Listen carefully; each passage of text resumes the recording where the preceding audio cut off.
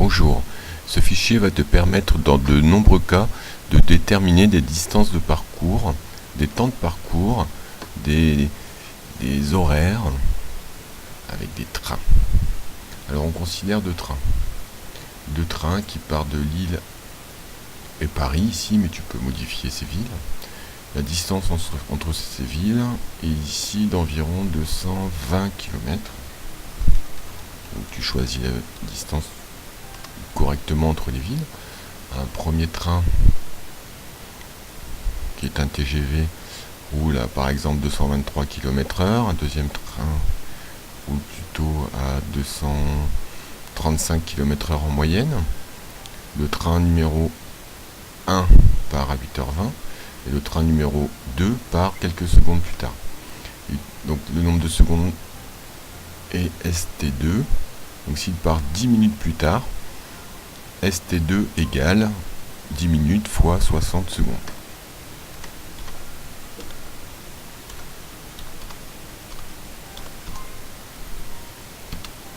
Voilà, donc tu règles le curseur ou tu tapes dans la barre de saisie.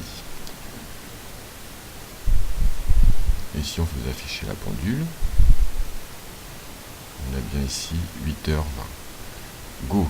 Alors go, jusque quand on va faire rouler les trains. Donc par exemple on peut faire rouler les trains jusque l'arrivée du deuxième.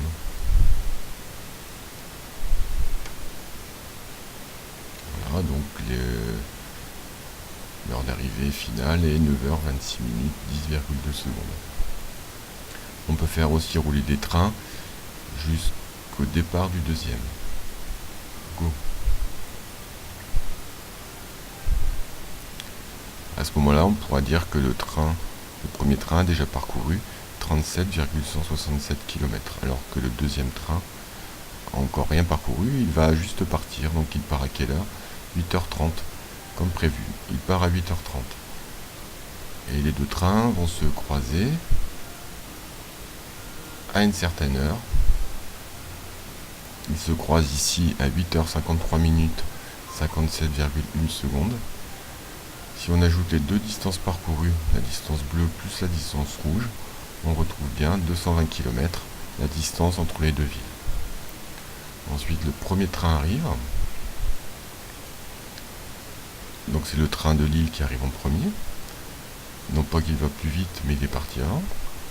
Donc le train de Lille arrive à 9h19 minutes 11,6 secondes. Et le train de Paris arrive à 9h26 minutes 10,2 secondes.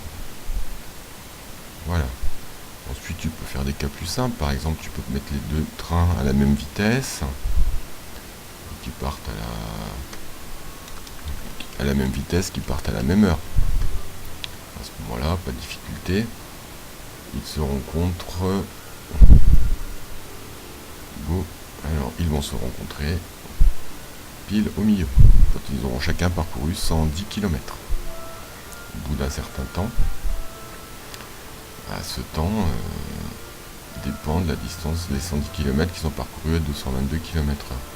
S'ils font une vitesse de 220 km/h, à ce moment-là, beaucoup plus simple, on voit ici qu'ils ont roulé pendant 30 minutes. Pour faire 110 km à 220 km/h, il faut 30 minutes. Bon voilà, à toi maintenant de régler les curseurs, d'avoir les réponses à tes différents exercices et de bien vérifier que tu maîtrises ces histoires de distance et de temps.